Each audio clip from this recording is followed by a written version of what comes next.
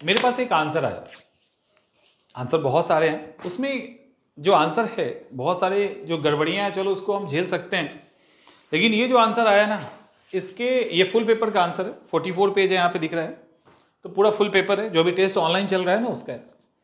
अब इस आंसर में क्या दिक्कत आया, इसका जो पहला शॉर्ट क्वेश्चन हम देखें और जब दूसरा देखें उसके बाद ही मैंने चेक करना रोक दिया, और रोकने के बाद जिनका ये कोई आंसर है उनसे पहले मेरी बात हुई, उनको मैंने जो समझाना था समझाया, फिर मुझे लगा कि आपके साथ शेयर करना चाहिए। आप में से भी कोई ऐसे धुरंधर तो नहीं है, क्योंकि बातों से पता ये चला कि वो ऑलरेडी पहले कहीं ना कहीं टेस्ट दे चुकी है, पहले टेस्ट दे चुकी है, प्रॉपर टेस्ट दिया है अच्छे से, उसके बाद आंसर में ये हाल है, राइट। उसके बाद आंसर के अंदर ये हाल है, किसका है वो जानने की जरूरत तो नहीं है, तो मैंने इसको रोक दिया चेक करना, और अब सोच रहा हूं आपके साथ भी डिस्कस कर लूं। एक बार हमारे साथ क्वेश्चन को देखिए, मात्र 2 क्वेश्चन डिस्कस करेंगे, 1 और 2, और तब फिर बात करेंगे कि आखिर इसमें क्या है और क्या होना चाहिए, और कितनी बड़ा ब्लंडर है, और ये ब्लंडर का कारण क्या है। पहला, ब्रिटिश शासन के दौरान प्रेस का विकास। क्वेश्चन है, ब्रिटिश शासन के दौरान प्रेस का विकास। अब देखिए स्टार्टिंग कहां से हो रही है, प्रेस की भूमिका भारत को स्वतंत्र कराने में सबसे ज्यादा रही है।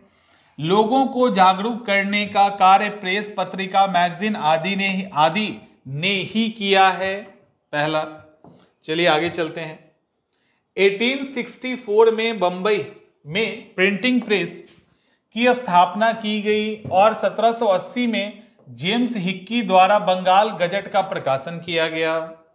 इसी क्रम में कई भारतीय बुद्धिजीवियों ने भी अखबार तथा मैगजीन निकाले, जैसे राजा राम मोहन राय ने मिरातुल अखबार निकाला। अब देखो, मिरातुल अखबार निकाला, अमृत बाजार पत्रिका किसने निकाला नहीं पता, बिहार हेराल्ड, मराठा केसरी आदि।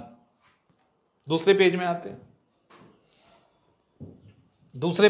हैं, ब्रिटिश द्वारा कई प्रतिबंध लगाए गए जो निम्नलिखित है। अब कई प्रतिबंध लगाए गए, पिछले से इसका कोई दूर दूर तक रिलेशन नहीं है, ठीक है।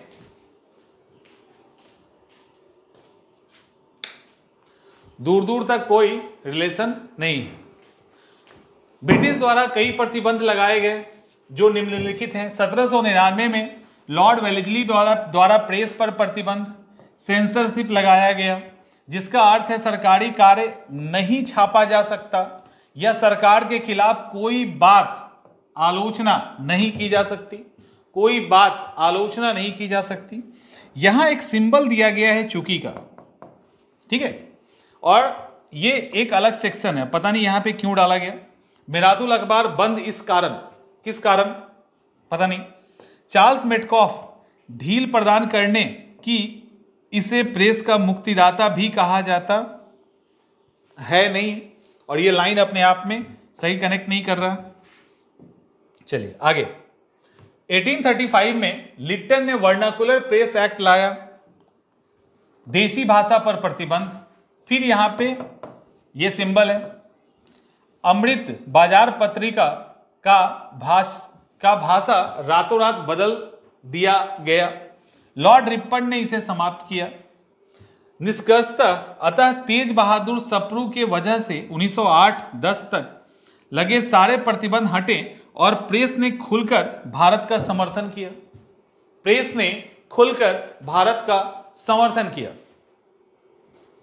कोई भी कहीं पे लिंक लग रहा है, एक बार पढ़ते हैं बड़ा तेजी से, ठीक है, एक बार तेजी से पढ़ते हैं। आइए,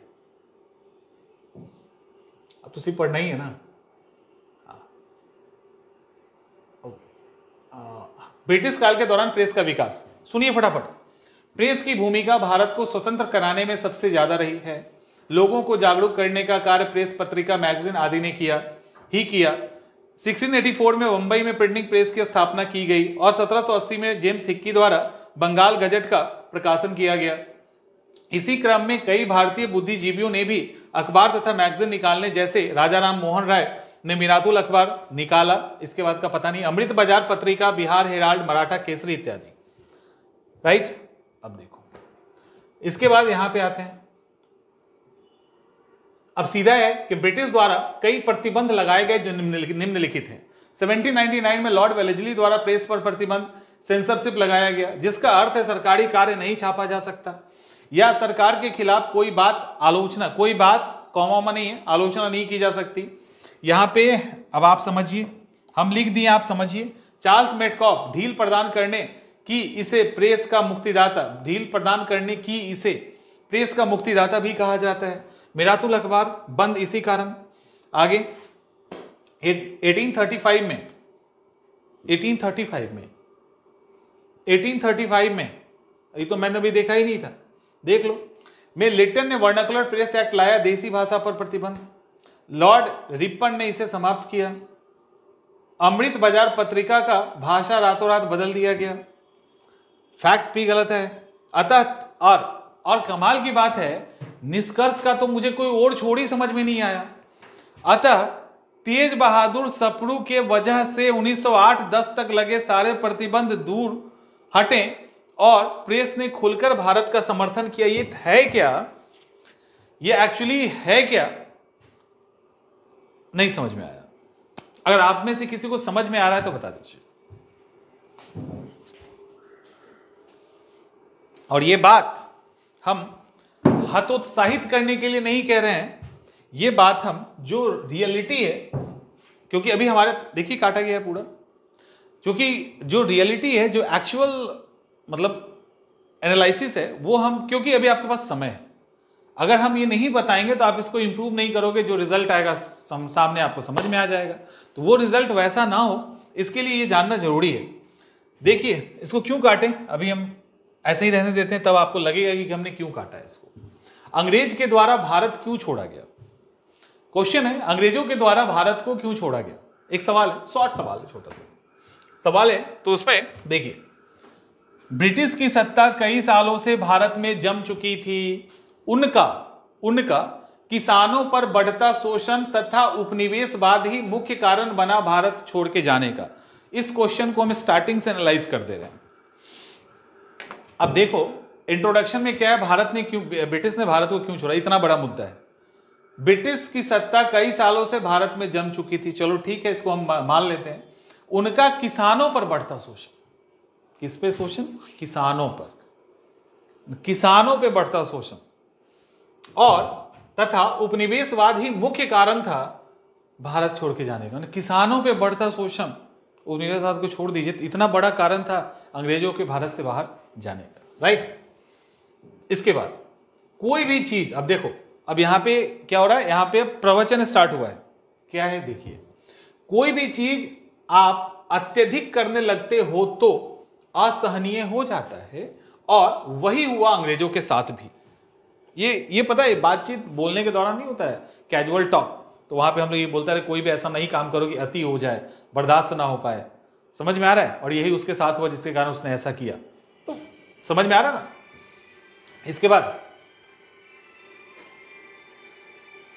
उसके बाद अंग्रेजों के जाने का कारण, अब अंग्रेजों के जाने का कारण स्टार्ट हो रहा है। किसान फिर आ गए, किसानों पे शोषण और उसके परिणाम स्वरूप गांधी जी का रुख, जैसे चंपारण सत्याग्रह जैसी बड़ी सफलता, क्या होना? हाथ लगना, राइट, हाथ लगना। दूसरा, छात्रों के साथ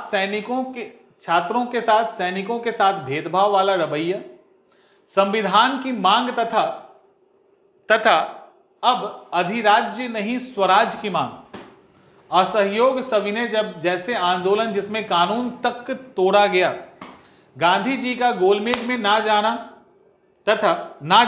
तथा घोषित करना कि हम अंग्रेजों के साथ द्वितीय विश्व युद्ध में नहीं है नहीं, अंग्रेजों के ऊपर बड़े देशों का दबाव कि वह भारत को सम्मिलित करे, कहां, परंतु भारत जाग चुका था और वह एक बड़े कदम के लिए तैयार था।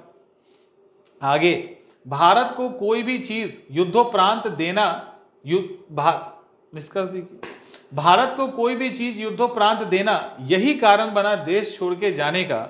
इटली भारत समर्थित व्यक्ति था, उसने भारत को स्वतंत्र किया।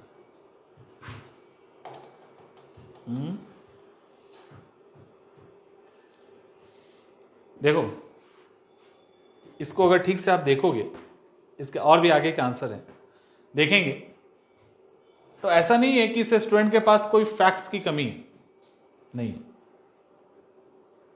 लेकिन मेंस के पॉइंट ऑफ व्यू से अप्रोच की कमी है, जिसको बहुत जल्दी ठीक किया जा सकता है। हैंडराइटिंग बहुत अच्छा, तेजी में लिखा भी है, with in A time frame में इन्होंने लगभग लिखा है। कुछ जो बीच में फ्लो चार्ट ये सब नहीं है, कंटेंट का अता पता ही नहीं है, लॉजिकल फ्लो को तो मतलब पता ही नहीं चल रहा है क्या है लॉजिकल फ्लो, और क्वेश्चन क्या है, क्या जवाब इंट्रो में लिखना है, क्या बॉडी में लिखना है, क्या कंक्लूजन में लिखना है, कोई उसका कनेक्शन ही नहीं है। जब ये एग्जाम हॉल में आंसर लिख के आएंगी तो इनको लगेगा कि हमने बेस्ट आंसर लिखा, और अगर रिजल्ट नहीं आता है, जिसकी संभावना पूरी है, इस तरह से अगर कोई आंसर लिखता है तो वो कहेंगे कि बीपीएससी में सेटिंग हो गया और इसलिए हमारा रिजल्ट नहीं आया। हमने तो इतना अच्छा लिखा था, क्योंकि लिखते समय तो बड़ा खुश, जो भी लिखा होगा वो तो खुश है, अरे हमने बहुत बढ़िया लिखा, शानदार लिखा है, लेकिन बाद में क्या लगेगा कि अरे आयोग ने तो बेईमानी कर दी हमारे साथ, है ना, ऐसा लगेगा ना, लगता है अमूमन। कई स्टूडेंट्स के साथ ऐसा हो चुका है। कई स्टूडेंट तो मुझे खोल के बोले, अरे सर मुझे पूरा विश्वास है कि आयोग तुमको जानबूझ के बाहर किया है। अब बताओ, आयोग तुमको पहचानता नहीं, आयोग तुमको क्या जानबूझ के बाहर करेगा? अगर आप ऐसे आंसर लिखेंगे और आपको वो तो दिख नहीं रहा है लोगों को, वो तो बताएंगे कि नहीं हमने। आंसर राइटिंग एक आर्ट है, और आंसर राइटिंग बहुत करना है ऐसा नहीं है, लेकिन इतना जरूर करना है कि आप इसको सही तरीके से लिख सको। जैसे एक छोटा सा एग्जांपल इसी क्वेश्चन में देख लेते हैं। यहाँ पे आपको क्या लिखना था, हम एक फॉर्मेटिंग आपको बता देते हैं। अरे नीचे आ जाओ। अंग्रेजों के द्वारा भारत क्यों छोड़ा गया, यही था ना। यहाँ पे अंग्रेजों के द्वारा जो भारत क्यों छोड़ा गया, इसमें कुछ करना थोड़ी था। इसमें एक इंट्रो लिखना था, बॉडी लिखना था और कंक्लूजन लिखना था, ठीक है। इसमें जिनसे बात हुई, जिनका ये आंसर है, उन्होंने कहा कि सर मुझे लगभग सभी जगह से ये बोला गया कि तुम्हारा इंट्रो सही नहीं है, और मैंने जो पहला चेक किया तो मैंने सबसे पहले यही लिखा कि इंट्रो को ठीक करो। खैर, तो अब ये जो बॉडी है इसमें कुछ है। एक तो आप पता है वर्ड कितने शब्दों में आपको लिखना है, 8 नंबर का सवाल है, कितना लिखोगे, कितना लिखोगे, 150 शब्द बहुत हो गया। अब अंग्रेज के द्वारा भारत क्यों छोड़ा गया, इंट्रो एक देने के बाद सीधे आपको यहां टू दी पॉइंट ही लिखना था ना, कि अंग्रेज अब उतने मजबूत नहीं रहे कि भारत को संभाल लें। भारत में राष्ट्रवाद का विकास चरम पे पहुंच चुका था, अंग्रेज को अपनी सेना पे भी भरोसा नहीं था, विदेशी ताकतों का काफी ज्यादा जोर था कि अब भारत को आजाद करें। शोषण भी हो चुका था जितना होना था, अब एक्सप्लॉइट करने की ताकत अंग्रेजों में नहीं बची थी। ऐसी कई सारी चीजें हैं, बहुत सारे और पॉइंट्स हैं, उसको लिख के कंक्लूड कर देना था, कहानी खत्म। इतना कहानी बनाने की जरूरत कहां थी?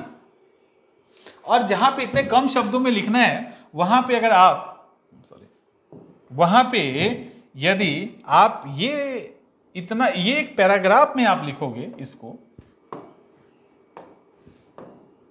अरे भाई, इसको एक पैराग्राफ में आप लिख रहे हैं कि कोई भी चीज आप अत्यधिक करने लगते हैं तो वो असहनीय हो जाता है, और वही हुआ अंग्रेजों के साथ। कि कोई सेंस है इसका तो बताइए। आंसर राइटिंग अहम है, ठीक है। आंसर राइटिंग पे हमने कई क्लासेस आपको दे चुके हैं, मैंने अपलोड कर दिया है, आप उसको देख सकते हैं। एक क्लास में फिर से कोशिश करूंगा अपलोड करने का। आंसर राइटिंग बहुत अहम है, आपकी सारे मेहनत को ये खराब कर सकता है। आंसर राइटिंग सीखना पड़ता है, एक फ्लो की जरूरत होती है। आप अगर टेस्ट सीरीज ज्वाइन कर लिए और आप सोचोगे कि सब कुछ ठीक है, ये भी सही नहीं है पूरी तरह से ना। लिखते तो आना चाहिए ना, जब लिखने नहीं आएगा तो आप सारे टेस्ट का आंसर दे ही दोगे तो उससे क्या फर्क पड़ेगा।